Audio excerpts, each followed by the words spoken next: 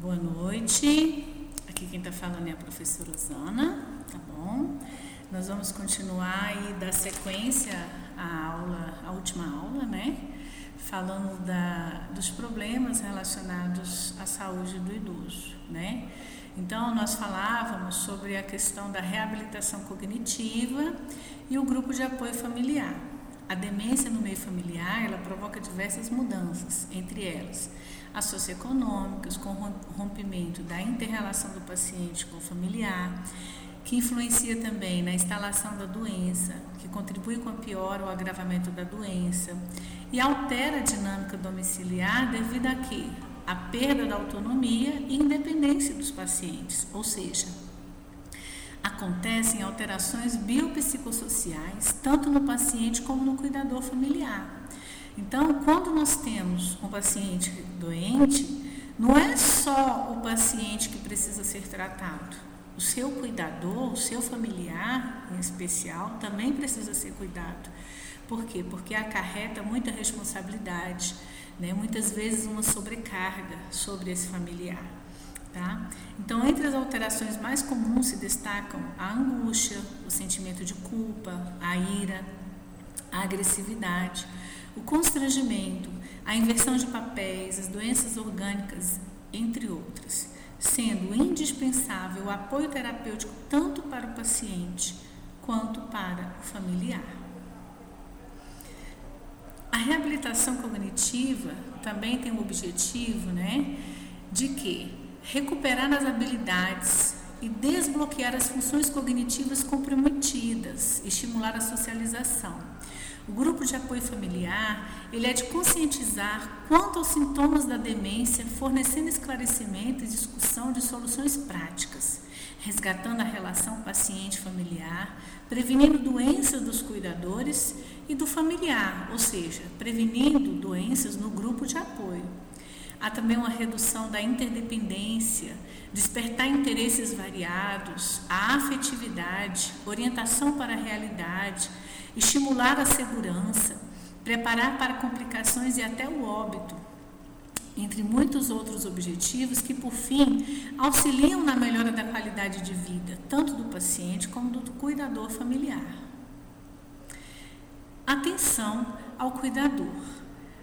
É necessário que haja, lamentavelmente, né, é necessário que haja uma atenção voltada ao cuidador. Por quê? Porque muitas vezes a pessoa que cuida do doente, principalmente do idoso, que é extremamente dependente, muitas vezes é deixado de lado o seu cuidado, né? E aí é onde muitas pessoas acabam desenvolvendo transtornos cognitivos e muitas vezes que não é reversível, né? Então, nós temos que ter cuidado com o nosso cuidador também, cuidado com esse familiar que está com esse idoso. Por quê? Porque esse cuidador, ele pode ter alguns problemas de saúde, tá?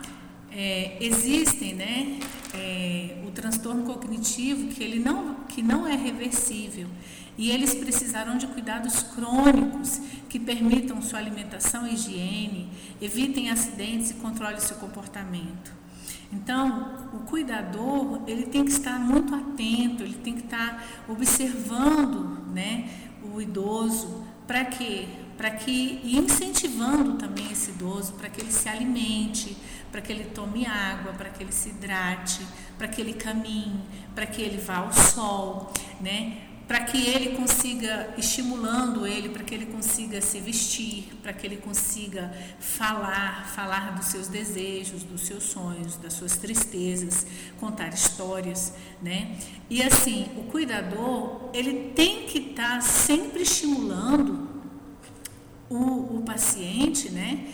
O idoso, a se autocuidar, né? A fazer as suas necessidades primordiais, né? A ir ao banheiro, a tomar água, a pentear o cabelo, a vestir roupa, a comer, né? A movimentar-se no leito, no caso, se ele é um paciente acamado, a movimentar-se no leito. Às vezes as famílias acham que o idoso, por ele ser acamado, ele não pode mover nada, o cuidador tem que movimentar ele em tudo, e na verdade não é verdade.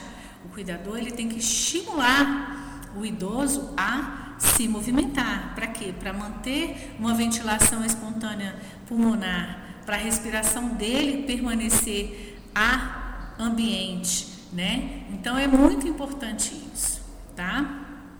Atenção ao cuidador.